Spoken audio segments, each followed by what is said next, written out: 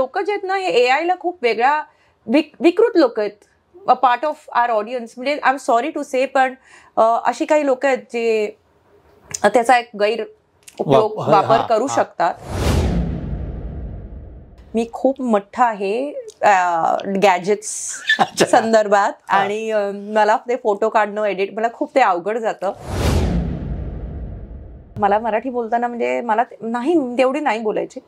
माझं कदाचित वावर हिंदी मध्ये असल्याने किंवा कलाकारांमध्ये असल्याने म्हणजे हिंदी चांगली होती, पण मराठीमध्ये मी जरा घाबरायची. आईला काहीतरी झालं आणि म्हणून आईला हॉस्पिटलला, आणि मला फोन आला आणि मी प्रयोगाच्या मध्ये माझी जी अवस्था झाली, पण मी तेही अनुभवलं जे आपण ऐकतो ना की the show must go on. तुम्ही का खूपच अवघड प्रसंगात आहे आणि तरी तुम्हाला जाऊन परफॉर्म करायचं आहे. तर मला असं वाटायचंय कसं होत असेल किंवा कसं वाटत असेल, करत असतील का, पण हे मी अनुभवू शकले.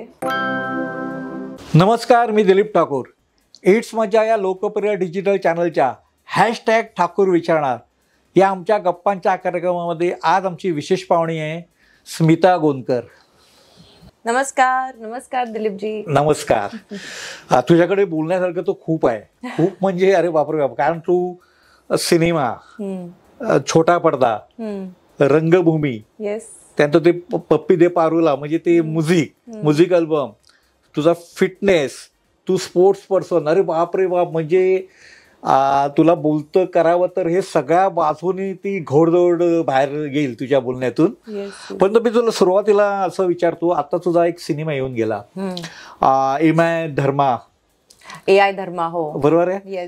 तो AI वर, म्हणजे मला काय म्हणायचंय की सिनेमा जो आपलं माध्यम जे आहे ते अनेक प्रकारच्या कला, म्हणजे चित्रकला आहे, म्हणजे आर्ट डायरेक्टर, मेकअप वगैरे, नृत्य, गीत, संगीत, अनेक कला आणि टेक्निक असल्याशिवाय तो सिनेमा लोकांना म्हणजे तो बनत नाही सिनेमा. त्याच्यामध्ये पण खूप प्रगती झाली. म्हणजे एकेकाळी तो बायोस्कोप होता, म्हणजे तुला आठवत असेल लहानपणी आपण जत्रेमध्ये वगैरे तो बायोस्कोप वगैरे बघायचो. ते सुरुवात बायोस्कोप, आज आपण OTT पॅन येऊन पोहोचलो. इतरही तांत्रिक प्रगती होत असते सारखी, आणि ती होणारच, कारण नवे नवे शोध लागतात. तर आता आपण AI पॅन येऊन पोहोचलो. तर तुला असं वाटतं, म्हणजे तू ज्या पद्धतीचा सिनेमा केला तर हे AI कुठे पुढे घेऊन जाईल? सर्वात प्रथम म्हणजे सिनेमाबद्दल बोलायचं झालं तर सिनेमाचा विषय, त्या सिनेमामध्ये एक विषय आहे AIचा, की AI मुळे एखाद्या फॅमिली किंवा एखाद्या व्यक्ती बरोबर काय प्रसंग होतो आणि त्याच्या भोवती काय घडतं.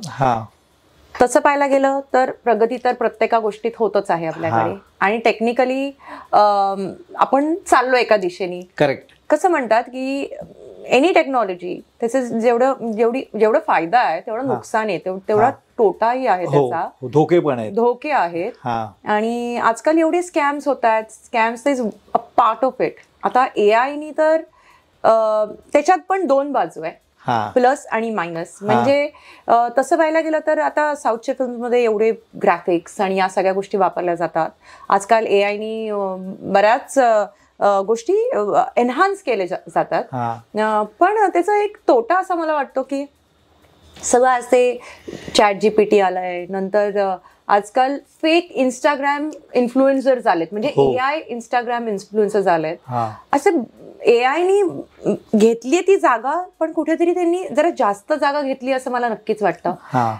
एक भीती वाटते की उद्या रायटर्स आहेत, टेक्निशियन्स आहेत, कदाचित उद्या मेकअप करायची गरज नाही, तर जे मेकअप आर्टिस्ट आहेत किंवा बरेच जे टेक्निशियन्स आहेत, कुठेतरी त्यांच्या जॉबवर किंवा त्यांच्या कलेवर कुठे AI ओव्हरटेक करणार का, त्यांना रिप्लेस करणार, ती एक भीती वाटते. करेक्ट आहे. पण नक्कीच एका प्रमाणात, एका बॅलन्स्ड प्रमाणात वापरल्या गेल्यास आय थिंक फिल्म्स नक्कीच छान एनहान्स होऊ शकतात. आपल्या तर साऊथचे एवढे मोठे मोठे फिल्म्स येतात, आणि पण ऑफकोर्स त्यांच्याकडे त्यांचा एक बजेट जो असतो महत्वाचा विषय, तो फार वेगळ्या प्रकारच्या बजेटमध्ये ते घेतात. आणि कारण त्यांच्याकडे तो ऑडियन्स पण आहे.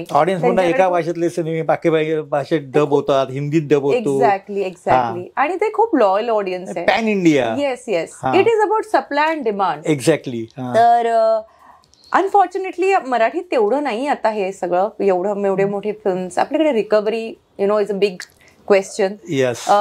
तुम्ही कुठल्या पद्धतीत ती फिल्म बनवतात खूप असं डोकं वापरून बनवावं लागतं आजकाल, की आपल्याला ते रिकव्हर पण करायचंय, त्या प्रोड्युसरला रिकव्हर करून द्यायचंय. फार मोठा आणि महत्वाचा विषय असतो. AI धर्मा स्टोरी त्याविषयी बोलायचं असेल ना, परत मी जाते माझ्या फिल्मवर.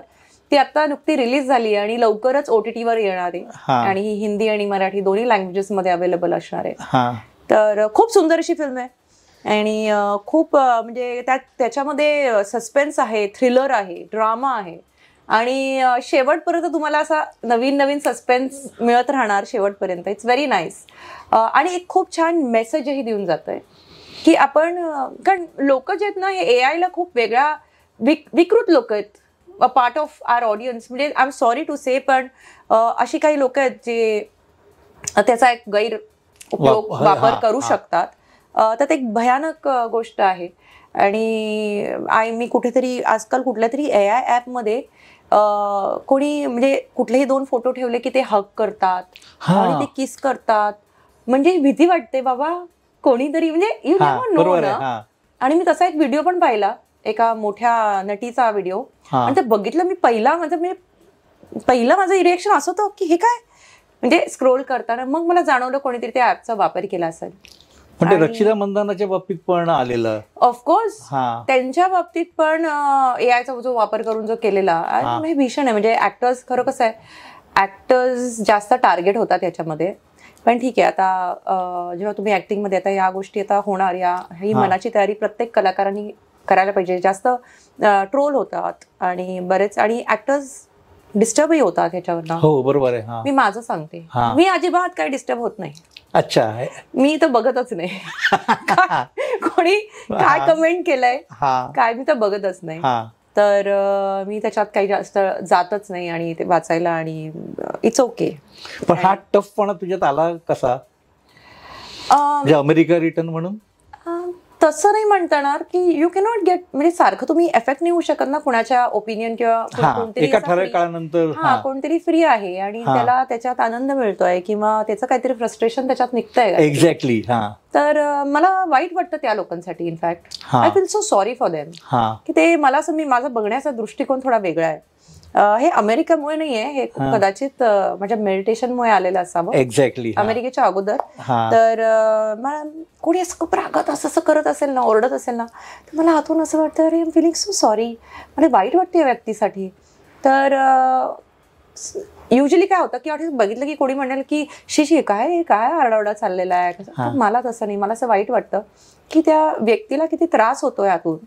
पर्सन इज सो डिस्टर्ब्ड, ज्याच्यामुळे कदाचित ती व्यक्ती एवढा धिंगाणा किंवा हंगामा करतोय असं मला वाटतं. पण बिग बॉस मध्ये पण असंच व्हायचं. असं बघताना मग कधी कधी वाटायचं, अरे किती का भांडतायत हे, बापरे किती डिस्टर्ब झालेत का, असंही वाटायचं. कुठेतरी मला त्यांचा वीकनेस दिसतो त्याच्यामध्ये. आणि बॅलन्स पर्सनॅलिटी नाही. बॅलन्स नाहीये. आता जे कमेंट्स करतात किंवा ट्रोल करतात त्यांच्यासाठी बॅलन्स नाहीये, तर काहीतरी कुठेतरी हल्लेलं आहे. तर ठीक आहे, त्यांच्यासाठी माझी सहानुभूती आहे. आता काय म्हणणार, दुसरं काय म्हणणार. जर काही मला फरक पडून काही त्याचं मी फरक पडू देत नाही. म्हणजे त्या सगळ्याच्या पलीकडे गेली. बरं, मला एक सांग की तुझा सोशल मीडियावरचा जो अटेंडन्स आहे अतिशय चांगला आहे. जगभरामध्ये फिरत असते, आज काय युरोपला आहे, मग काय दुबईत आहे, उद्या आणखीन कुठे आहे, आणि ते समुद्र किनारे, निळाशार समुद्र किनारे, आणि ते बिकिनी मधलं रूप, म्हणजे डिसंट, ग्लॅमरस, सेन्सियस अशा पद्धतीचा तो सगळा जो ऑरा आहे किंवा जे आहे, म्हणजे फार छान दिसतं. तर हे मेंटेन कसं काय करतेस तू? ऍक्च्युली काय होतं, मला ट्रॅव्हल करायला खरंच खूप आवडतं, आणि पण मला सारखं कॅमेरा किंवा फोटो काढायला नाही आवडत. पण मी जेव्हा जाते as actors, as social media presence एक महत्त्वाचा विषय असतो. आणि प्रत्येक गोष्ट नाही, मी बाहेर गेल्यावर मला निवांत राहायचंय, मला ना मेकअप करायचा, ना काही करायचंय, ना कपड्यांचा विचार करायचा आहे. I am very very casual traveller. माझं खूप प्लॅनिंगही नसतं ट्रॅव्हल करताना. मी एखाद्या ठिकाणी जाते, एकाच दिवसाचं बुकिंग केलेलं असतं मी, आणि तिकडे जाते, तिकडे बघते मला आवडतंय का, तिथं राहायचंय का, पुढे जायचंय, किंवा तिकडे जाऊन अजून शोधते की काय काय आहे आजूबाजूला, कुठे जाता येईल. तर बऱ्याच वेळ माझं ना खूप फक्त जाण्याची डेट आणि रिटर्न डेट नक्की असते, मधलं ते तिकडचं ट्रॅव्हल माझं काही नक्की नसतं. तसंही असतं बऱ्याच वेळा. नंतर कारण ऍज अन ऍक्टर म्हणजे ऍज सोशल मीडिया प्रेझेन्स आपल्या सगळ्या एक कुठेतरी दडपण म्हणता येईल, म्हणजे एक कुठेतरी प्रेशर म्हणता येणार नाही, पण की एक असं नीड ऑफ द आवर असं झालंय. तर I am not a person की कुठेही गेले की लगेच फोटो काढा नाही. I am not techno savvy at all. जरी माझा प्रेझेन्स दिसतो सोशल मीडियावर, मला हे सांगायला आवडेल मी खूप मोठा आहे गॅजेट्स संदर्भात, आणि मला ते फोटो काढणं एडिट मला खूप ते अवघड जातं. It's too much of an effort असं म्हणता येईल. आणि मी काय करते, गेल्यावर मला एखादं छान जागा वाटली तर मी मला स्वतःला I need to push myself की नाही आज आपण छान ठिकाणी चाललोय, आपल्याला कॉन्टेंट काढायचंय, कॉन्टेंट बनवायचंय आपल्या सोशल मीडियासाठी, म्हणून मी कॅज्युअली जे वाटेल ते कॅज्युअली फोटो काढते. असं फार काय शूट बीट असं काही नाही, साधे आपल्या ह्याच्यावरनं. आणि मोस्ट ऑफ द टाइम माझे कझन्स आम्ही एकत्रच ट्रॅव्हल करतो, तर तिला सांगते की काढ वगैरे. नंतर असंही होतं की म्हणजे फोटोज काढतो आपण, पण ते एवढं माझ्याकडे कॉन्टेंट असतं by the end of it, तरी मी विचार करते अरे मी जास्त काय 2च दिवस केलंय, एका दिवशी तरी मी 4 मी म्हटलं ठरवलंच होतं की कॉन्टेंट काढायचं आहे. 4 कपडे घेऊन 4-5 कपडे एक्स्ट्रा घेऊन गेले होते, आणि काय नाही मग 2-2.5 तासामध्ये पटापटा लगेच चेंज करायची. किती 4 फोटो लागतात, इथून एक रील, इथून पळतोय तिथून पळतोय. पण त्याच्यात कुठेतरी असं मला वाटतं माझं फार मोनोटोनस होतंय की काय कॉन्टेंट, असाही विचार येतो मला. पण मला जेवढं झेपतं तेवढंच मी करते. पण ते कॉन्टेंट एवढं तयार होतं ना की तुम्हाला खरं सांगते, मागच्या वर्षी 2024 मध्ये जेवढा म्हणजे प्रवास केला किंवा मी कॉन्टेंट बनवला, मी अजून टाकलेलंच नाहीये बरंच. कारण मला असं वाटतं की सारखं जर मी ट्रॅव्हल टाकलं तर लोकांना वाटेल मी सारखीच ट्रॅव्हल करतेय, तर तसं नाहीये. आणि मी कधीही ट्रॅव्हल करताना कॉन्टेंट टाकत नाही, मी आल्यानंतर कॉन्टेंट टाकते. तर कारण तेव्हा मला ते एडिट वगैरे करणं, त्याच्यात फोनमध्ये वेळ घालणं मला योग्य वाटत नाही. पण तुला समुद्र किनारे बीचेस जास्त पसंत आहेत? हो, मी ट्रॅव्हल करताना मला थंडीपेक्षा जास्त मला समुद्र जास्त आवडतं. आणि त्याच्यात काही विशेष तुम्ही म्हटल्याप्रमाणे की मला बिकिनी घालून हे असं नाही, मी जशी कॅज्युअली असते तशी असते. नाही कसं माहिती ना की म्हणजे आता आपण खूप पुढे आलोय, म्हणजे आज आपण ग्लोबलायझेशन म्हणजे खुली अर्थव्यवस्था, ग्लोबल युगात आहोत. जेव्हा तू हिप्पी फुरे 2011ला 2010ला पिक्चर कम्प्लीट झाला, 11ला आला, ते 10लाच रिलीज झाला, तर तो पिक्चर बरोबर 2011ला जेव्हा आला सिनेमा, त्यावेळेला एखाद्या मराठी अभिनेत्रीनी बिकिनीमध्ये रुपेरी पडद्यावर दर्शन घडवणं हे थोडं शेकी होतं. आणि ज्या वेळेला ते तुझे फोटो आले रेड बिकिनी, बरोबर आहे ना, जे मला वाटतं तुम्ही ब्लॅक होता ना, वेंगुर्लाच्या बीचवर तुम्ही शूट केलं, बरोबर आहे ना, गोव्याची मुलगी पण तुम्ही. पण त्यावेळेला अनेकांनी काहींनी तर असं म्हटलं अरे हे तर काय, अरे ब्रह्मचारी चित्रपटामध्ये म्हणजे मास्टर विनायक अत्रेंचा सिनेमा होता ब्रह्मचारी, तर मीनाक्षी शिरोडकर म्हणजे शिल्पा आणि नम्रताची आजी, त्यांनी तर त्याच वेळेला बेदिंग सुटामध्ये हे केलेलं. पण मी म्हणालो अरे बाबा तो बेदिंग सूट होता आणि ते 1936 सालचा सिनेमा आहे, त्यावेळेला सांस्कृतिक दृष्ट्या आपण अगदी कूल होतो, खूप म्हणजे असं हे होतं. पण ती मोठी गोष्ट होती त्यावेळेला, ते खळबळ नाही. ते काहींचं म्हणणं होतं स्मिता गोंदकरला काय तुम्ही क्रेडिट देता, अरे स्मिता गोंदकरनी बिकिनीमध्ये हे केलं, आणि 2011ला करणं हे जास्त थोडं म्हणजे असं हे होतं की आपण एवढे मोकळे झालो नव्हतो. पण नंतर जेव्हा सोशल मीडियामध्ये तू एकदम अशी सातत्याने दिसायला लागली, त्यावेळेला ते कसं झालं माहिती, आता लोक, आता बघ तू कितीतरी मराठी अभिनेत्रींचं तू बिकिनीमध्ये त्यांचं फोटोशूट आपण दिसतं आपल्याला, जगभरात कुठे कुठे जातात वगैरे, फोटोशूट करतात वगैरे. तर मला असं वाटतं ना की त्याचं क्रेडिट तुला किती द्यावं? अरे नाही, असं मला कुठलाच क्रेडिट घ्यायचं नाहीये, टू बी व्हेरी ऑनेस्ट. कसं झालंय की मी अमेरिकेत असल्यामुळे माझ्या सगळ्याच फ्रेंड्स बिकिनी, आणि ऑब्व्हियसली त्यांचा कल्चर बिकिनी आणि टॉंग्स मध्ये होता, तर त्यांच्याबरोबर राहून कुठेतरी मी जरा जास्त असं झालंय की मी भारतीय, तर मी जरा जास्त घालायचे, तर माझ्याकडे असं बघायचे ते म्हणजे असं वेगळं हे काय वगैरे असं झालेलं. तर कुठेतरी मला ती सवय हळूहळू त्यांच्याबरोबर राहून कुठेतरी मीही जरा फ्री झाले होते. आणि ऍथलेटिक असल्यामुळे काही खराब किंवा घाण दिसत नाही, वाईट दिसत नाहीये, म्हणून I think I also got comfortable. आणि काही वर्ष आधी मी कम्फर्टेबल होते. तर बिकिनी घालण्यात मला मोठं त्याच्यात हे नव्हतं, पण पडद्यावर बिकिनी घालून येणं ते माझ्यासाठी मलाही खूप दडपण होतं. आणि मी खूप प्रयत्न केला इनफॅक्ट त्या फिल्ममध्ये की कसं तरी त्या प्रोड्युसरांना सांगून किंवा त्या डिरेक्टरना सांगून वन पीस वगैरे घालावं, बिकिनी नको घालायला.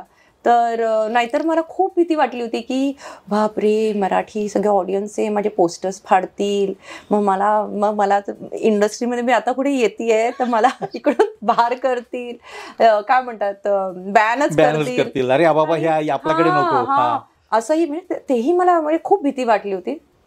आणि तेव्हा ही बातमी बाहेर आली आणि बातमी आल्यानंतर आय रिमेंबर सगळ्या चॅनलचे फोन आले आणि आय थिंक सामन्याला फ्रंट पेजला ती बातमी होती. बघा, मी इतकी घाबरले होते तेव्हा. आता जेवढी कूल आहे ना, म्हणजे आता मी म्हणते ना बाबा लिहा करा, ट्रोल करा, मला काही नाही, चोखे मी वाचत नाही. तुम्हाला वाटत असेल की मी वाचून डिस्टर्ब मी वाचत नाही, तसं मी तेवढी कूल नव्हते तेव्हा. हो, 14 वर्षापूर्वीची तू वेगळीच वेगळी. हो, तर मला खूप मी घाबरले होते की आता काय होणार, बापरे. आणि मला फोन्स येऊ लागले चॅनलचे तेव्हा. आता तरी सगळे ओळखीचे आहेत चॅनल्स एवढ्या वर्षात, आता काही वर्षांमध्ये छान ओळख झाली आहे. In fact I think big boss नंतर सगळ्यांबरोबर खूप छान ओळख झाली आहे. तर त्याच्या ही तर खूप जुनी गोष्ट आहे, तर मी नवीन कुणा जास्त ओळखत नव्हते आणि असं काही होणं मला तर मी खूप घाबरले होते. पण आय थिंक ते मी कसं तरी वी हॅव हँडल्ड इट. मला ते म्हणायचे तुम्हाला काय वाटतंय की असे कॉल यायचे, काय वाटतं एक तर इंटरव्ह्यूसाठी, आणि मी नाहीये असं केलं आणि काय वाटतंय. मग मी म्हटलं नाही असं काही वेगळं काही नाहीये, आणि समुद्रात ती येते तर ती साडी घालून कशी येणार, करेक्ट आहे, तिला स्विमसूट घालून यावं लागेल. आणि आजकालच्या गोव्याच्या बीचवरती तुम्ही बघा सगळे बिकिनीमध्ये असतात, त्यात काहीच वेगळं नाही. आणि तेव्हा पण असायचे, असं नाही की तेव्हा नसायचे, 2000 तेव्हा असायचे. पण मराठी मुलगी बिकिनीमध्ये जरा त्यांनी वॉज नॉट व्हेरी कन्व्हिन्सिंग तेव्हा. पण आय थिंक लोकांनी ऍक्सेप्ट केलं ते. आणि तुम्हाला पण मुरत होतो ना, ग्लोबलायझेशन मुरत होतं. एक्झॅक्टली. तर तसं मला काही तसं म्हणजे मग तेवढा काही प्रॉब्लेम असा आला नाही. I think I managed it a little bit. मला खूप भीती वाटली होती पण तेव्हा. पण तू आता गेल्या काही वर्षांमध्ये जर सोशल मीडियामध्ये इतर ऍक्ट्रेस बघशील ना, मराठी अभिनेत्री बघशील ना, तर बऱ्याच जणांचं तुला बिकिनीमध्ये किंवा सगळे घालतात. आणि आय थिंक सगळे ऍक्ट्रेसेस बाहेर जातात तेव्हा घालत असतील, आय एम शुअर. पण आता ते सगळे पोस्ट करतात. हो, कारण आता जो तो वर्ग आहे, आता तो यंगस्टर आहे ना, आताचा जो ग्लोबलायझेशनच्या काळामध्ये जन्माला आलाय, म्हणजे 2000 नंतर तो जन्माला आलाय किंवा 2005 नंतर जन्माला आलाय, जो आज 20 वर्षाचा आहे, तो तसा फॉरवर्ड आहे. कारण तो OTTवर जगभराचा कंटेंट बघतो, किंवा त्याला असं जे जगभरातलं सगळं सौंदर्य त्याला पाहायला मिळतो, फिटनेस पाहायला मिळतो. आता ते कॉमन झालंय डोळ्याला. त्यामुळे मला वाटतं ना की आता त्यातलं थ्रिल गेलं. इट इज व्हेरी कॉमन आता. तर त्यामुळे आता बाकीच्या अभिनेत्रींना पण असं वाटतं की आता फक्त एकच आहे की ते तुम्ही डिसेंट असावं, जे तुला जमतंय, म्हणजे ते तुम्हाला ते सूट झालं पाहिजे. मला कुठली गोष्ट म्हणजे घालताना ती तुम्हाला तुमच्या बॉडीला ते सूट झालं पाहिजे, असं माझं मत आहे. कारण मग ते वाईट किंवा वल्गर वाटू शकतं. वल्गर वाट तुमचं जरासं जरी थोडं इकडे तिकडे झालं, पण तुझं मला वाटतं ना फिटनेसला पण त्याचं श्रेय दिलं पाहिजे. नक्कीच. कारण लहानपणापासूनच माझ्या घरी त्या म्हणजे स्पोर्ट्सचा खूप हे आहे. अजूनही मी म्हणजे बाईक रायडिंग आणि रेसिंग आणि फॉर्म्युला 4 रेसिंग या सगळ्या गोष्टी चालू असतात. सध्या फॉर्म्युला 4 जरा साईडला ठेवलाय, पण बाईक रायडिंग आणि बाकी म्हणजे आय एम फिटनेसमध्ये असल्याने आय थिंक हे लहानपणी मी 8 तास व्यायाम करायची. महाराष्ट्रासाठी जेव्हा खेळत होते तेव्हा 8 तास दिवसातून व्यायाम, म्हणजे प्रॅक्टिस कम एव्हरीथिंग. अशा ब्रेकमध्ये 2-3 तास करायचं, मग ब्रेक, खायचं, झोपायचं, आराम, उठायचं, परत प्रॅक्टिस करायची, खायचं, झोपायचं, रिकव्हर करायचं. हे असं 8 तास दिवसातून माझं नुसतं पाण्यावरती सराव आणि जिम आणि पाणी ह्याच्यामध्येच असायचं. तर कुठेतरी तेव्हा केलेलं जे व्यायाम आहे ना, आता मला लागू पडतं. एक्झॅक्टली. इट इज ठेवण किंवा मसल मेमरी म्हणतात, या सगळ्या गोष्टी तेव्हा जे झाल्या होत्या, तर आता मला जरा सोपं जात आहे. आता म्हणजे सिनेमाकडे येऊया. फार कमी फिल्म करते का, ऑफर येत नाहीत? नाही त्यांना तुझं सौंदर्य नाही लक्षात येत. नाही, दोन गोष्टी आहेत. मला असं वाटतं आधी मी करायची आणि कुठलंही आलं की जे यायचं तर मी करायची. आता जरा थोडी चुजी झाली आहे की नाही, आता कमी फिल्म्स करू, चांगल्या फिल्म्स करू आणि आवडेल अशा फिल्म्स करू. सेकंडली अजून एक मला असं वाटतंय की एकेकाळी असं होतं ना की सुंदर आहे म्हणून तुम्हाला फिल्म्समध्ये घ्यायचंय, पण आता कुठेतरी असं वाटतंय आता एक वेगळा दौर सुरू झाला म्हणजे OTT वगैरे. तर तुम्हाला ना बऱ्याच वेळा मी झाली आहे रिजेक्ट इनफॅक्ट 1, 2, 3 प्रोजेक्ट्समध्ये, कारण मी खूप ग्लॅमरस दिसते. अरे, आणि मग त्यांना मी खूप गोरी वाटते. अरे पण मल्टिप्लेक्सच्या स्क्रीनवर तर असं ग्लॅमर पाहिजेच ना. नाही ना, पण कॅरेक्टर्स जे असतात आपले खूप रिअलिस्टिक कॅरेक्टर. पण असं दे ना, म्हणजे काय तू मेकअप नाही करू शकते की तुला एवढ्या वर्षाच्या अनुभवानंतर अभिनय आहेच ना. आहे, पण माझं ते ठेवण आहे ना टिपिकल कदाचित असं मला सांगण्यात म्हणजे असं म्हणजे डिरेक्टली नाही सांगितलं, पण मलाही ते जाणवतं एकदम टिपिकल मराठी किंवा टिपिकल इंडियन ठेवण म्हणजे तशी नाहीये कदाचित माझी, असं मला म्हणजे टिपिकल महाराष्ट्रीयन लुक म्हणते का तू? महाराष्ट्रीयन असं नाही, समजा मी म्हणजे थोडं ग्रामीण टाईप लुक येऊ शकतं खरं, पण कोणी ना ते कुणाला ते काम मेहनत नाही घ्यायची टू वर्क ऑन इट. ही मेहनत नाही घ्यायची, म्हणजे मी करायला तयार आहे, मला आवडेल करायला, चॅलेंज स्वीकारायला आवडेल असंही म्हणा. मध्ये एक आता रिसेंटली एका ऍड साठी विचारण्यात आलं, त्याच्यात कॉप वगैरे आणि ते टिपिकल म्हणजे कसं मी आपली केस बीस बांधून टिपिकल कॉपच्या ह्याच्यामध्ये, पण त्यांना असं डस्की स्किन. मग मला असं जाणवलं की अरे आपण आधीच लुक टेस्ट मध्ये डस्की आणि डार्क मेकअप करायला हवा होता, असंही वाटलं. तर त्यांना ना एखाद्या गोरील मुलीला घेऊन त्याला मेकअप करून डार्क करून कुणाला ती मेहनत घ्यायची नाहीये त्यांना. ते अरे ऍक्च्युली आज मेकअप केवढं पुढे गेलंय, पण त्यांना म्हणजे समटाइम्स OTT मध्ये if you see you need good actors of course, पण ज्या टाईपचे ऍक्टर्स कास्ट केले जात आहेत ना ते इट्स ऑफ अ डिफरंट, तिकडे नाही बसत आहे मी कदाचित तेवढी ओपन. तुला ग्रुपिझम असं वाटतं का? नाही अजिबात असं काही नाही. ग्रुपिझम असं नाही, पण मला इन शॉर्ट एवढंच म्हणता येईल की I think my face little थोडी ग्लॅमरस फेस आहे, तर ह्याला काय करू मला कळत नाहीये. पण मेकअपनी तू ग्रामीण भूमिका साकारू शकते. बलोच मध्ये केलं होतं मी. मला खरंच आमच्या डिरेक्टरांना खरंच मनापासून आभारी आहे मी. आमचे डिरेक्टर प्रकाश पवार, त्यांनी हा विचार केला आणि ते कॉन्फिडंट, माझ्याहून जास्त ते कॉन्फिडंट होते की नाही तू माझी रत्ना दिसणार. आणि कारण खूप ऍक्शन सिक्वेन्स होता त्या फिल्ममध्ये आणि ते म्हणाले नाही तू करशील.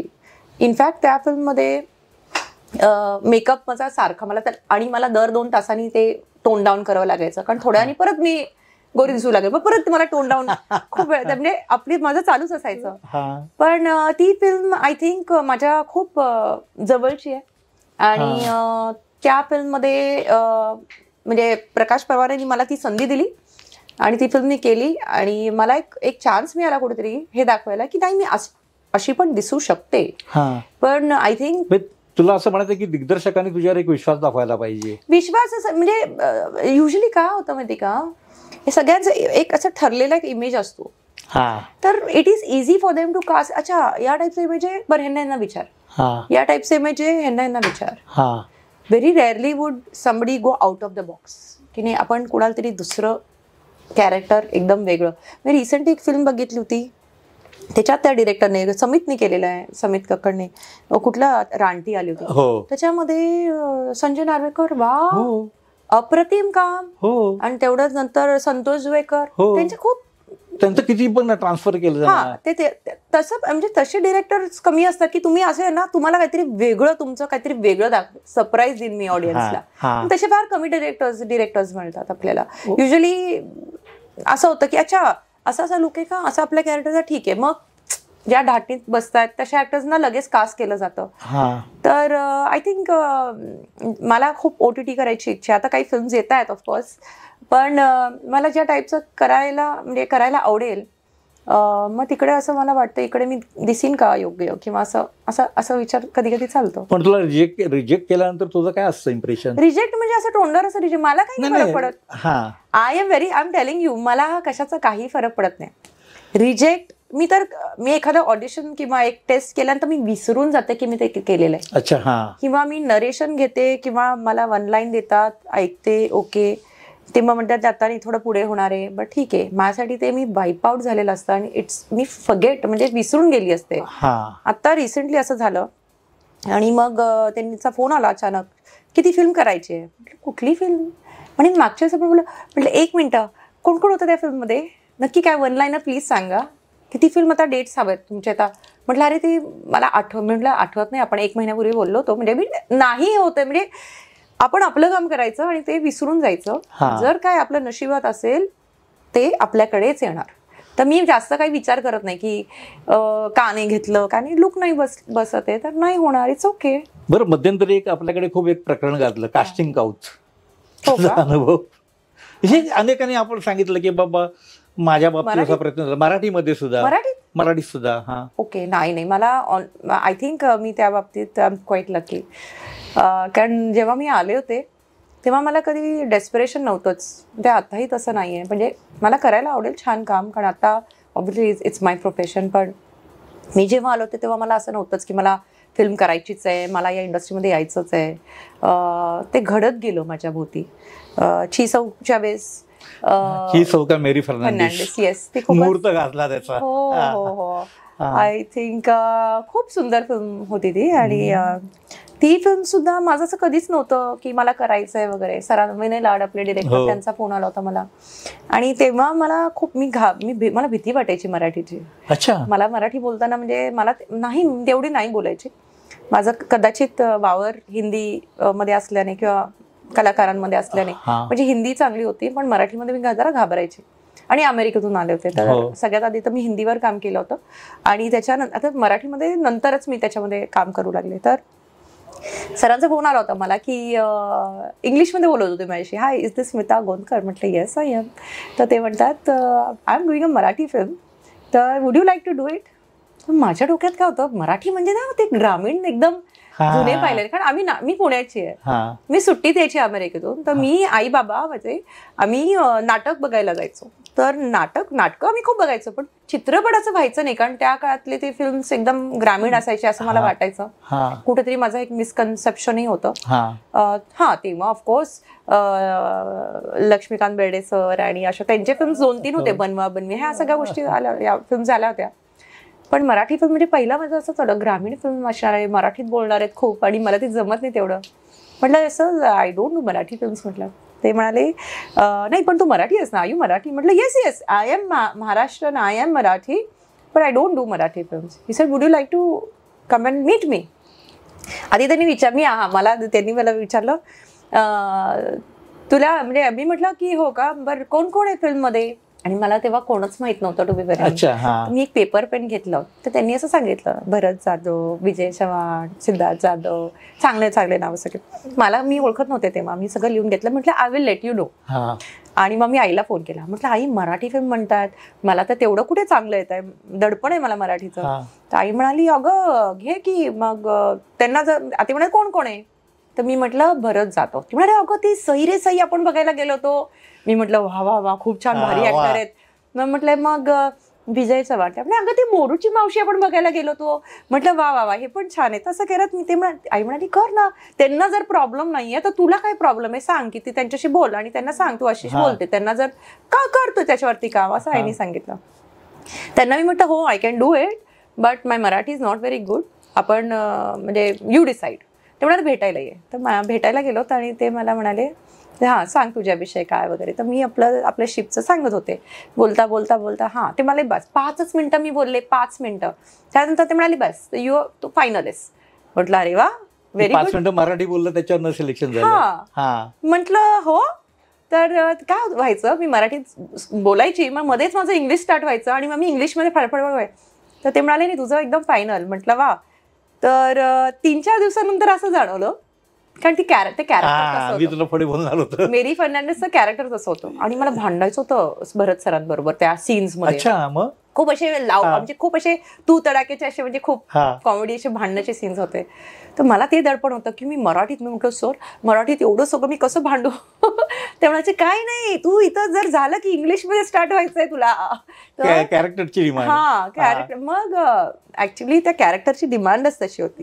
तर 3-4 दिवसानंतर माझ्या आजूबाजूला सगळी मराठी लोक होते आणि त्याच्यामुळे मी मराठी जरा जास्त, ऑफकोर्स होतं ना आपल्या आजूबाजूला मराठी असल्यावर जास्त आपण मराठीत बोलतो. तर थोड्या दिवसांनी, एक आठवड्याभरानंतर मी जरा जास्त मराठी बोलू लागले. लगेच सर अगं तू जरा जास्त मराठी बोलतेस, आता मध्ये इंग्लिश शब्द घाल, असं पण व्हायचं.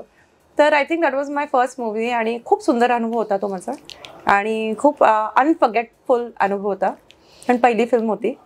आता तू मराठी फारच चांगलं बोलते. हो, आता बरंच सुधारलंय. हो, साहजिकच आहे ना, एवढ्या मराठी फिल्म केल्या. Yes. I think big boss नंतर सुद्धा कुठेतरी बिग बॉस मध्ये पण दडपण होतं मला. आय डोंट नो वाय, पण दडपण होतं. आय थिंक त्याच्यानंतर मला असं म्हणता येईल की त्याच्यानंतर माझी मराठी अजून जास्त म्हणजे बेटर झाली असं मला नक्कीच वाटतं. बरं, आता तू आईचा उल्लेख केला, आईला तू सांगितलं वगैरे, आई तुला सिरियसली कधीपासून घेऊ लागली? माझी आई सगळ्यात मोठी क्रिटिक आहे आणि प्रत्येका गोष्टीत तिचं असतं, म्हणजे परफॉर्मन्स, हेअर, मेकअप सगळं ती बघते. आणि कारण आजकालचं ऑडियन्स एवढं इंटेलिजंट झालंय, दे आर व्हेरी इंटेलिजंट आणि ते या सगळ्या गोष्टी बघतात आणि हे सगळं बघते. तर स्टार्टिंगमध्ये जे काय फिल्म झाल्या म्हणजे मुंबईचा Dabewala, Vasudev Balwant Phadke, I think target, हिप्पी पुरे, असे जे काही थोडे 5-7-8 फिल्म झाल्या होत्या.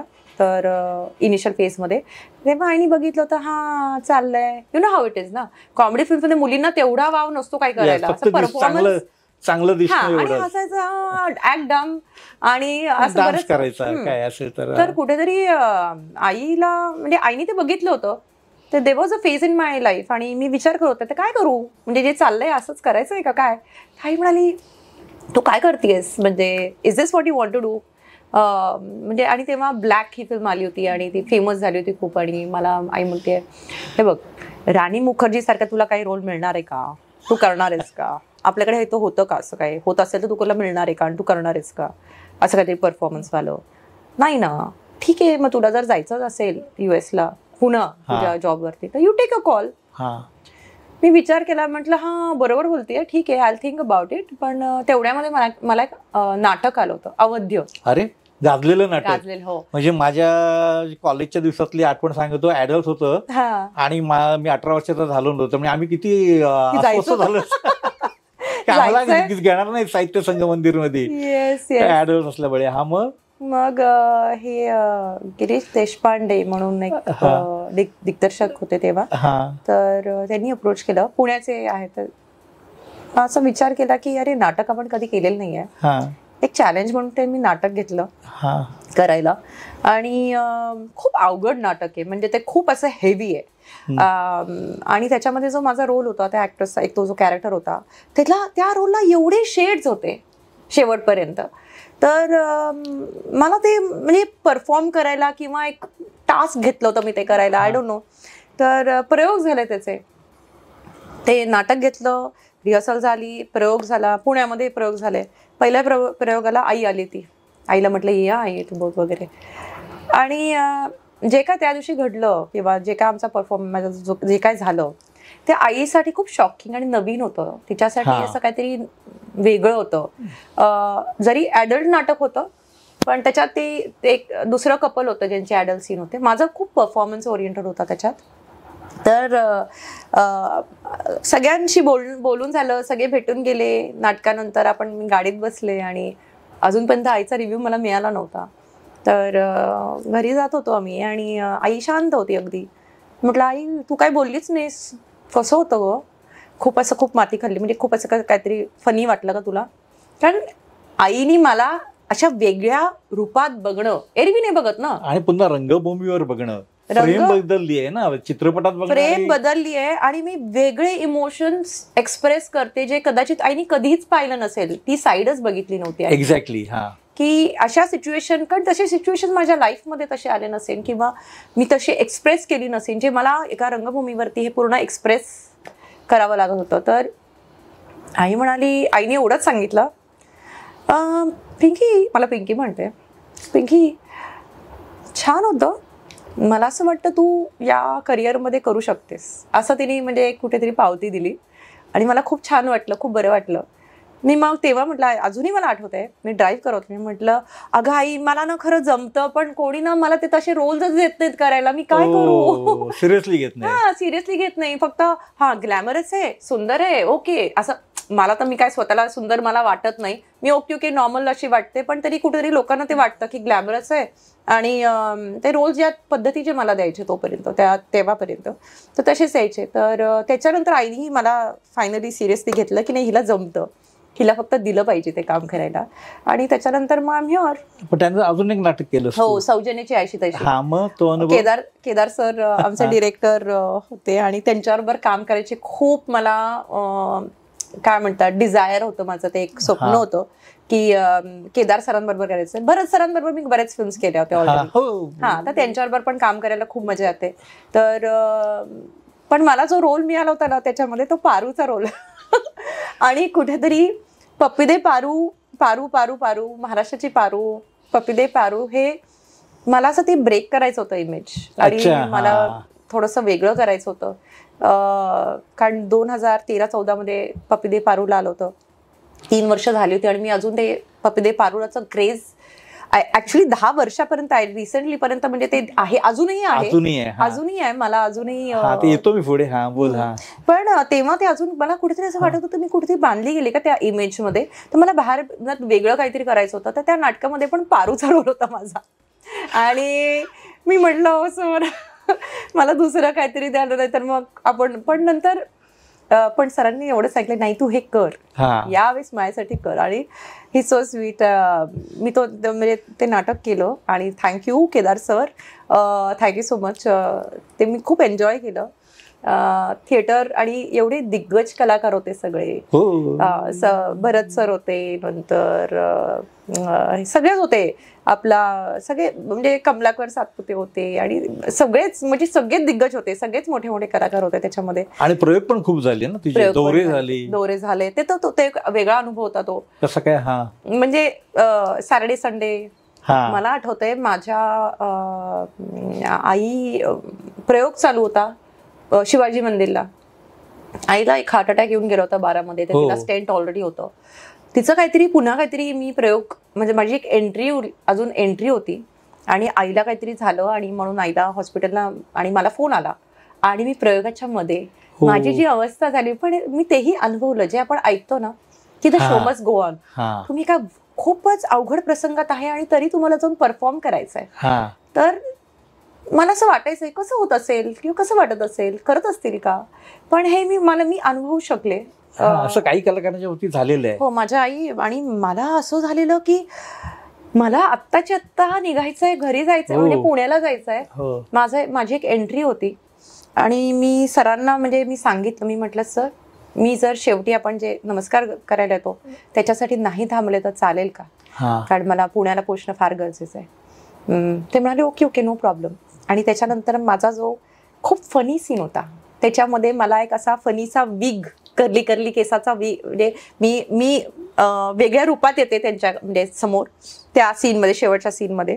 आणि मला एक असा फनीचा विग घातलेला असतो, एक मोठासा असा मोल घातलेला असतो आणि साडी, आणि मी अशी येते आणि मला तो कॉमेडी फनीचा सीन करायचा होता. त्याच्यात आतून काय होतं ते मलाच माहित होतं. आणि ज्या पद्धतीत मी ते सीन केला आणि तो सीन छान तो झाला सुद्धा, मग तेव्हा मला जाणवलं की हे जे म्हणतात ना की शो मस्ट गो ऑन. आणि मला आठवतंय मी जसं तिकडून एक्झिट घेतले, मी थांबले नाही म्हणजे ऑडियन्सचे आभार मानायला. मला पळायचं होतं, मी जस्ट काढलं आणि मी ज्या पद्धतीत पळाले आणि पुण्याला मला कुठल्याही परिस्थितीत पोचणं गरजेचं होतं. सो तो एक अनुभव मला त्या नाटकामुळे मिळाला आणि I am really very very very thankful. त्या नाटकाचे खरंच खूप आभार आहेत मला. आणि इतर दौरे जे केले त्यातले आणखीन काही एखादा अनुभव? दौरे म्हणजे आम्ही बसमध्ये जायचो सगळे, जिंग बँग मजा करत, आणि इट वॉज नाईस, छान होतं.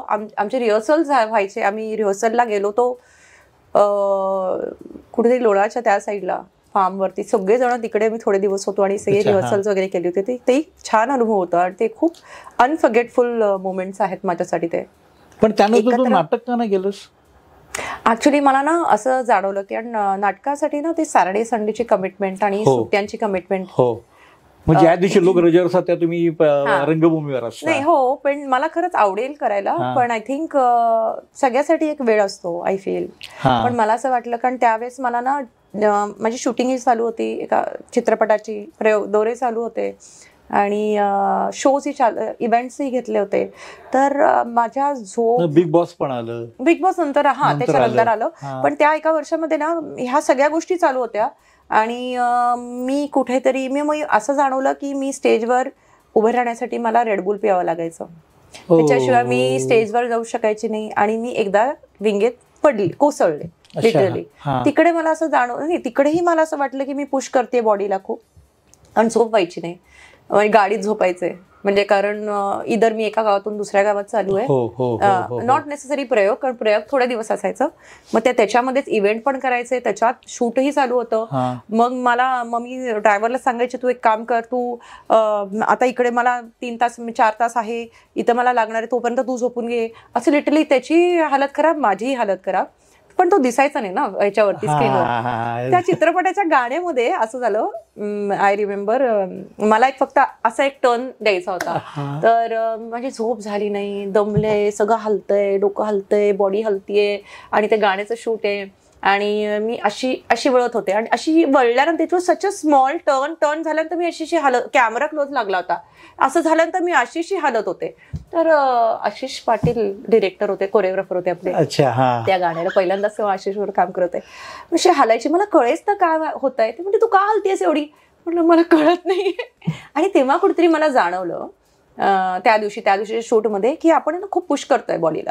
म्हणजे प्रयोगही चालू आहेत आणि प्रयोगच्या कमिटमेंटमुळे आपल्याला दुसरं काही हलवता येत नाही, दुसरे पण करतोय. मग चित्रपट चालू होतं, तर त्याच्यात मी म्हटलं हे तर छापलं जाणार आहे माझं आणि हे कायमचं आणि हे दिसणार आहे, मग बापरे कसं करायचं.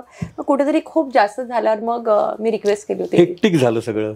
म्हणून मग ते, पण तरी खूप प्रयोग झाले त्या नाटकाचे.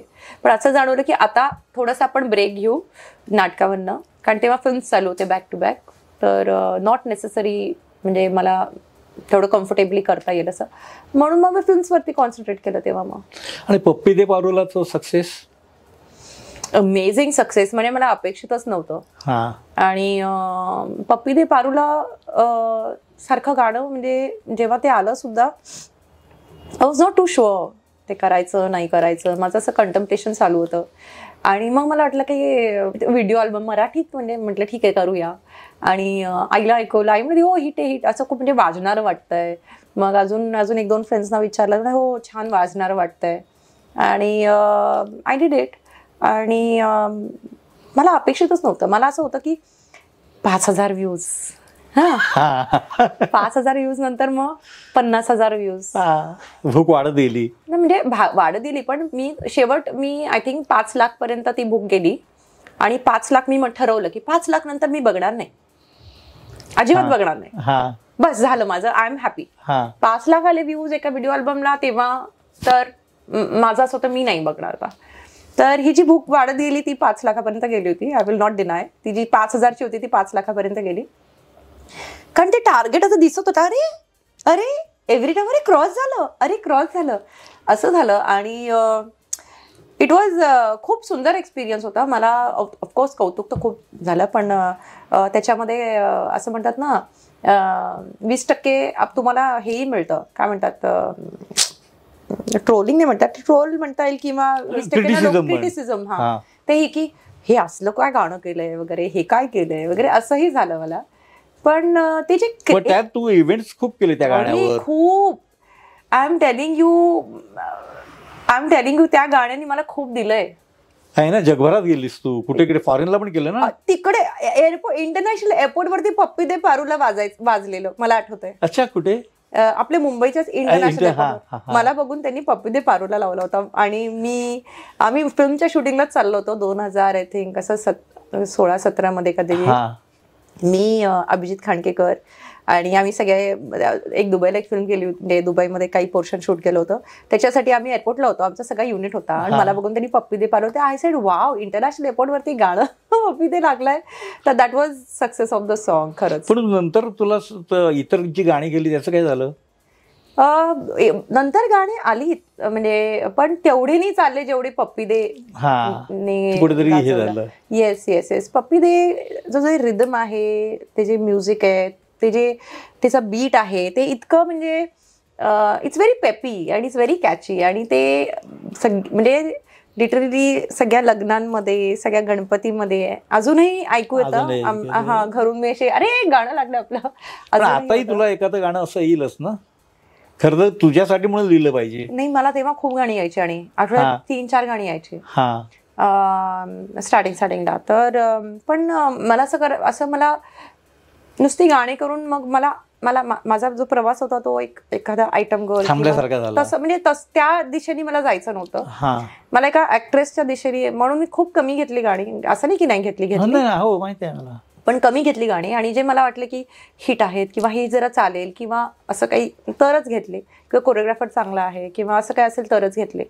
आणि आय थिंक मग मी प्रवास जास्त करून ऍक्टिंग ओरिएंटेड फिल्म्स अशाच दिशेने जात होते. त्याच काळात मग आय थिंक 2 फिल्म्स, एक तर मिस्टर अँड मिसेस अनवॉन्टेड, ती वेगळी फिल्म होती. ती एक फिल्म खूप वेगळी फिल्म होती. त्या फिल्मी मला सॅटिस्फॅक्शन बऱ्यापैकी छान, मला कलाकार म्हणून एक सॅटिस्फॅक्शन मिळालं त्याच्यामध्ये. आणि ऑफकोर्स बलोचमध्ये एक वेगळं काहीतरी करायला मिळालं म्हणून ते एक सॅटिस्फॅक्शन होतं.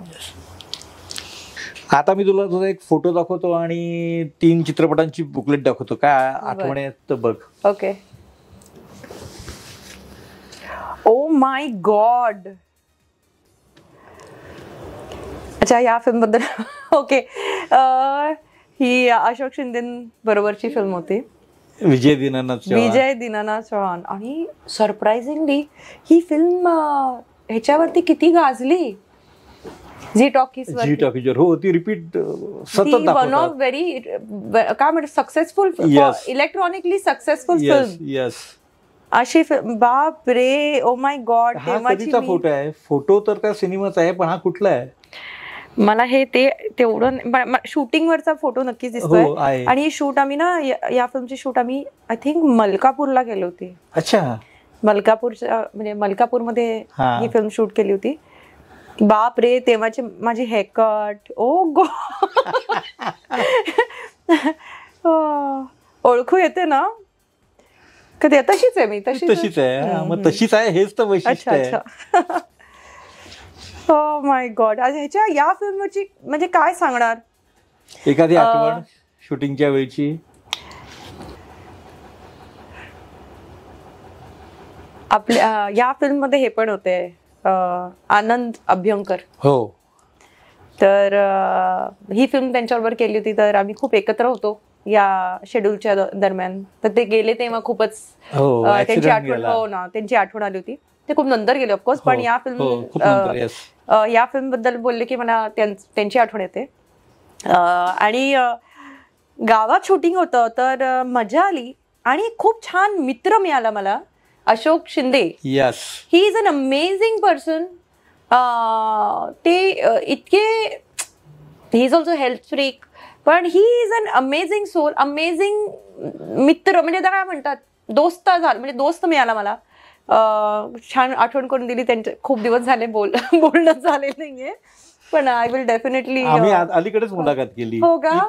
हो. आणि आय रिमेंबर या फिल्म नंतर आय थिंक त्यांनी स्टार प्रवाह सिरियल्सचा जो दौर त्यांचा जो स्टार्ट झाला जोरदार, वॉज व्हेरी हॅपी. मी एकदा विचारलं सुद्धा, काय मग तुम्हाला सिरियलच करायचंय का, काय करता, विचार करताय?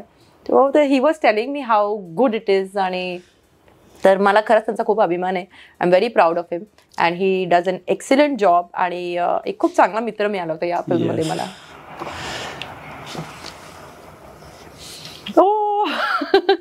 या फिल्ममध्ये एवढी धमाल गेली आम्ही. तर ही फिल्म टार्गेट. तर या फिल्ममध्ये सगळे आहेत, म्हणजे अंकुश सर आहेत, भूषण कडू, क्रांती, मी, सिद्धू, तेजस्विनी आणि मल्टीस्टार कास्ट सिनेमा, स्वप्नील आणि संजय नार्वेकर. तर दिस इज अन अमेझिंग फिल्म. आम्ही खूप धमाल केली. धमाल म्हणजे आम्ही शूटही तेवढं केलंय. आणि मी तशी शांत असायची, कारण माझ्याहून सगळे सिनियर असे कलाकार असल्याने जेव्हा मग मी जरा शांत असते. उगीच I don't like to brag about myself की माझं हे माझं ते. मी नाही, मी खूप लो प्रोफाईल असते. कारण आणि सगळेजण मला म्हणजे खूप खेचायचे. आय स्टिल रिमेंबर खूप खेचायचे आणि खूप मस्करी करायचे. तेव्हा माझं एक त्या फिल्ममधली आठवण सांगते. तेव्हा जस्ट हिंदी पण करायची आणि हिंदीवरनं मराठीत कुठेतरी येत होते. तर तिकडे एक तेव्हा त्या काळात फेक असा एक फॅड, म्हणजे आताही आहे, म्हणजे तेव्हाही होता, म्हणजे तेव्हा कमी होता. आपला जो स्टाफ असतो तर ते युनिफॉर्म किंवा गर्दीमध्ये ते ओळखायला पाहिजे की पटकन दिसला पाहिजे, सारखा आवाज नको द्यायला, म्हणून युनिफॉर्म असायचे म्हणजे हिंदीमध्ये. तसं ऑब्व्हियसली माझी ती सवय, स्टाफला युनिफॉर्म होता आणि मागे लिहिलं होतं स्मिता गोंदकर स्टाफ. आता जरा वेगळ्या पद्धतीत लिहितात, टीम स्मिता गोंदकर असं लिहिणे खाली. ते स्मिता गोंदकर स्टाफ असं एक टी शर्ट वरती मागे प्रिंटेड होतं मोठं. तर कुणाला कळलं पाहिजे की माझ्या स्टाफला बोलवणं पटकन. म्हटलं की बाबा बोलवायचं. आणि तेव्हा ती बिलबुक पावती अशी बिलबुक ती छापलेली होती मॅकटे. तर संपलं की तो बॉयचं जे काय असेल तर आम्ही ते त्याच्यामध्ये मी भरायची. माझं काय हेअर मेकअप नव्हतं, फक्त बॉय होता ते सगळं स्टाफचं बॉय, आणि ते साईन करून द्यायचं प्रोडक्शनला. तर सगळ्यांचे स्टाफ होते तेव्हा. तर तेव्हा त्याच्यावरनं I don't want to name, पण माझी खूप मस्करी केली. आणि मग कुठेतरी मला असं जाणवलं मस्करी म्हणजे अरे की मे बी पीपल इंडस्ट्रीला, मराठी इंडस्ट्रीला ती सवय नव्हती किंवा दे डिडंट लाईक इट. मग मी म्हटलं, प्रवीण माझ्या स्टाफचं नाव होतं तेव्हा, म्हटलं प्रवीण उद्यापासून टी शर्ट घालायचं नाही, अजिबात घालू नकोस. फक्त तुझ्या स्टाफला तो. मी म्हटलं आतापासून अजिबात टी शर्ट घालायचं नाही, अजिबात घालायचं नाही, तू प्लीज दुसरे 2 टी शर्ट विकत घे इकडून 2-4 त्या गावातून. आणि म्हटलं आणि आय रिमेंबर दॅट. पण काही वर्षांनी मी एक फिल्म करत होते आणि तेव्हा मी संजय सरांबरोबर फिल्म करते. तर मला संजय सरांचे स्टाफ आले होते. ते म्हणाले, मॅडम ते तुमच्याकडे ते तेव्हा बिलबुक होतं, त्याचं एक जरा सॅम्पल दाखवा ना मला. तर कुठेतरी आपणही as a Marathi industry we were also I could see की it we also getting little more professional. With आपला अप्रोच थोडा प्रोफेशनल चाललाय असं वाटलेलं. ऑफकोर्स आता असं काही नाही ठेवत आता. नाव it's not that any more. I have gone backwards असं म्हणता येईल. पण ही फिल्म आहे ना, खूप आम्ही या फिल्मची शूटिंग भीमाशंकर इथे केलं होतं आणि जंगलात. तर खूप अनुभव आहेत आणि खूप सुपर्ब आठवणी आहेत. एखादी सांग. आम्ही इकडे फिल्म सिटीच्या जंगलामध्ये शूट करत होतो रात्री. आणि तिकडे तर एक बिबट्या वगैरे खूप आहे. त्या ह्याच्यामध्ये सुद्धा शूट करताना एवढे घाबरलो होतो. मागून आवाज येतोय का लिटरली वी वर सो स्कॅर्ड. गुर कुठून तरी लांबून आवाज येत असा, तो डरकाळी थोडे फोडत होता का काय थोडंसं. आम्ही एवढे घाबरलो होतो की पटपट शूट करू आणि निघू. सेम भीमाशंकरला असंच झालं होतं. वेळ दिली जायची आणि रात्रीचं शूट होतं. तर तेव्हा आम्ही घाबरून सगळे एकीकडे म्हणजे थोडंसं केअरफुल राहायचं होतं. तेही आठवणी आहेत तिकडचे. कारण तिकडे परत इट्स बाय लाईफ. आणि एक आठवणी एक गाण्याचं शूट होतं या चित्रपटामध्ये. तर आम्ही सगळेजण असे पाण्यामध्ये एवढे पाण्यामध्ये उभे नदीत आणि असे डान्स करतोय. आणि या मुलांनी मला सांगितलंच नाही. आय थिंक संजय सर होते बहुतेक. संजय सर आणि कोण होतं मला, भूषण होता का सिद्धू तर आठवत नाही. त्या गाण्यामध्ये आम्हाला स्टेप दिलाय आणि एक मस्त ट्रॉली मस्त असा कॅमेरा पॅन होतोय, त्याच्यामध्ये आम्ही असे डान्स करतोय ठरल्याप्रमाणे. अचानक या दोघांनी काय ठरवलंय मला माहित नाही, माझ्या बाजूला उभे राहून एकमेकांकडे बघून त्यांनी अचानक मला उचललं आणि अचानक पाण्यात टाकलं. उचलून असं टाकलं आणि मी अशी उचलले गेली आणि अशी पडले. ते म्हणाले, अगं तू जरा घाबरून का नाही गेलं. म्हटलं अरे मला आधी सांगायचं होतं, मी कशाला घाबरीन, मी नॅचरली जशी आहे, मला काही ते शॉकिंग वाटणार नाही की करणार नाही, काय पडणार तर पाण्यात, उचलणार पाण्यात पडले छानपैकी.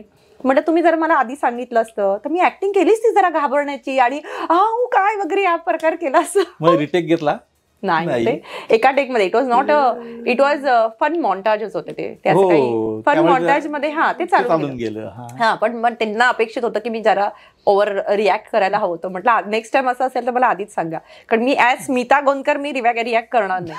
ऍज अ कॅरेक्टर मध्ये असं त्या कॅरेक्टरचं काहीतरी करत असेल तर त्या कॅरेक्टर प्रमाणे मी रिॲक्ट करेन. पण आता तरी हेच आठवणी मला आठवत आहेत. पण it was a nice experience. सगळ्यांबरोबर काम करायची संधी मिळाली मला, तर that was nice. Oh my God, wanted बायको नंबर 1 बघ. या फिल्मचे खूप आठवणी आहेत. आय थिंक या फिल्मच्या बेस पप्पी दे पारूला आलो. अच्छा. हा. आणि आधी मी तेच या फिल्मच्या अगोदर मी असं ठरवलं होतं की मी कुठल्या गर्लफ्रेंडचा रोल करणार नाही केला, कारण मला त्याच्या अगोदर सगळी girlfriend, second lead, negative lead असेच यायचे. मी ठरवलं मी करणार नाही, मी बायकोचा रोल करीन. एकच सीन असेल तरी चालेल, डायलॉग नसेल तरी चालेल, पण मी गर्लफ्रेंडचा रोल करणार नाही असं मी ठरवलं होतं. कारण maybe I was tired त्या टाईपची फिल्म्स येऊन.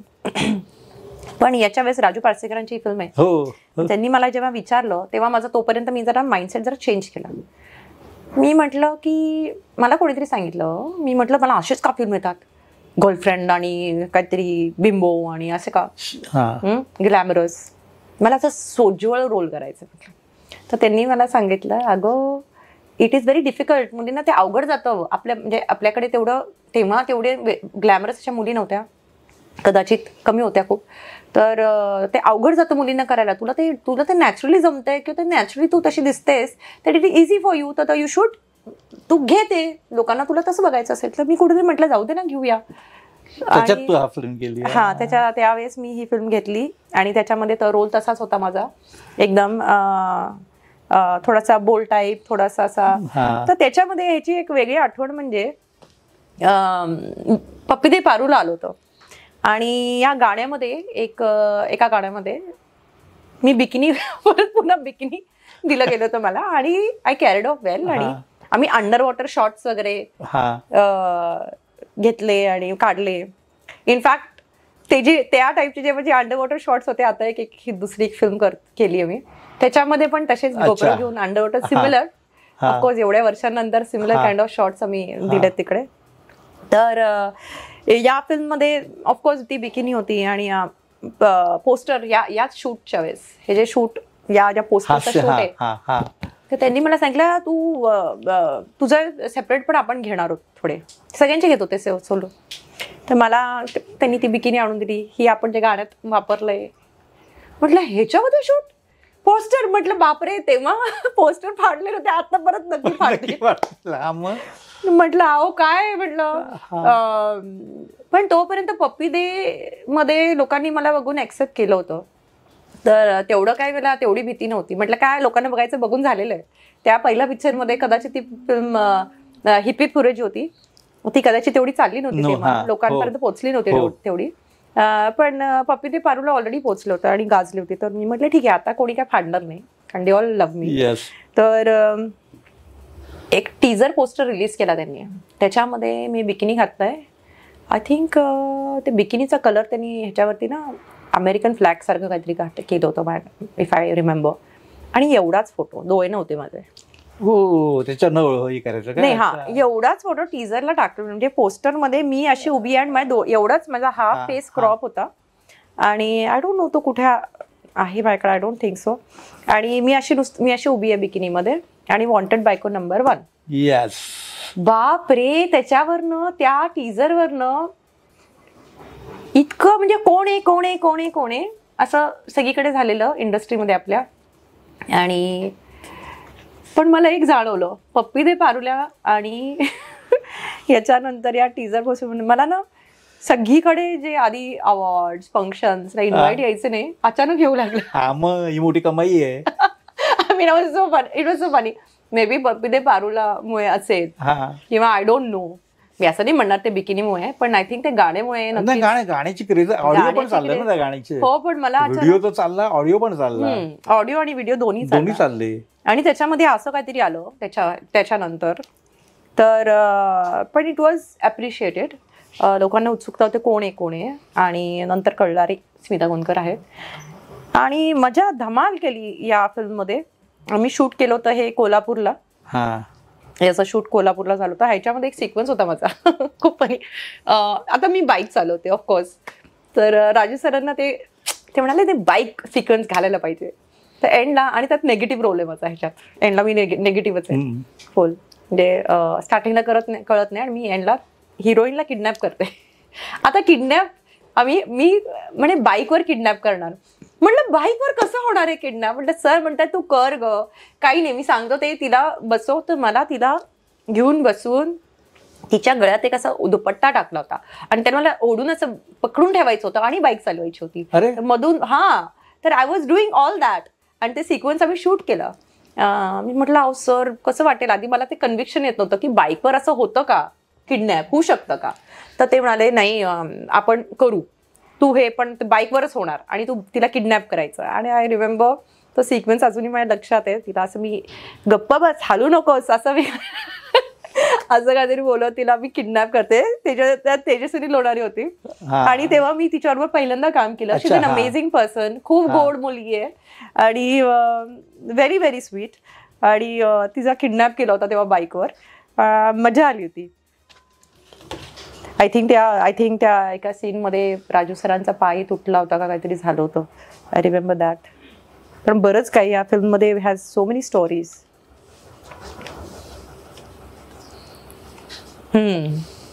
बापरे, मी बोलायला लागली की खूप बोलते. नाही असू दे ना, तुझ्याकडे सांगण्यासारखं म्हणून बरंच आहे ना. Oh my God, he film केली. हो मी केली मला लक्षातच नाही. तू केली, मला आठवतच नाही की मी ही फिल्म केली. हो, ही फिल्म मी केली होती.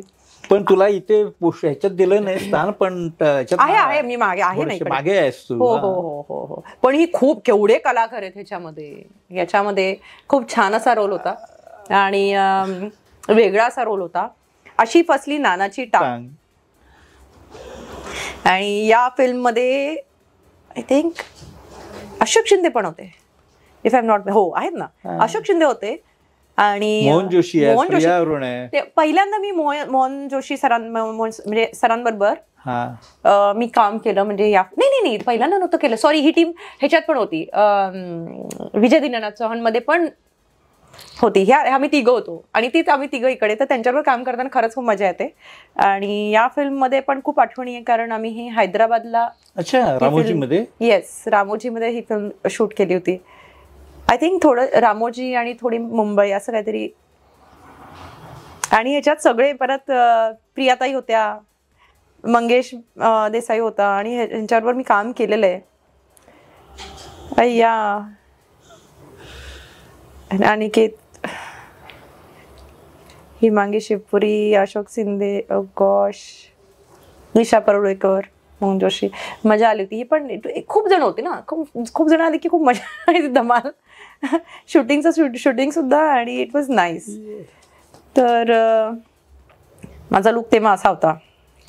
तो तुझा लुकच वेगळा आहे. थोडंसं म्हणजे मी प्रयत्न करायचे की बाबा थोडासा लुक चेंज करता येईल का प्रत्येका फिल्म मध्ये, थोडासा आय शुड ट्राय. पण तो कॉर्पोरेट असा लुक होता. त्या कंपनी मी काहीतरी अशा, आय थिंक कंपनीमध्ये काहीतरी असते का काय, आय डोंट नो असं काय. I remember, sorry. पण येस, मी ही फिल्म केली आहे, अशी फसली नानाची टांग. आय थिंक मला ना पुढच्याच फिल्मचं ब्रोशर आलं की तुम्हाला एक पाठवून द्यायला पाहिजे. आमच्याकडे राहणार नाही पण तुमच्याकडे व्यवस्थित. नक्की नक्की नक्की नक्की आय शुड डू दॅट. नक्की. आता आपण रॅपिड फायर घेतोय, बघू तू काय सिलेक्ट करते ते.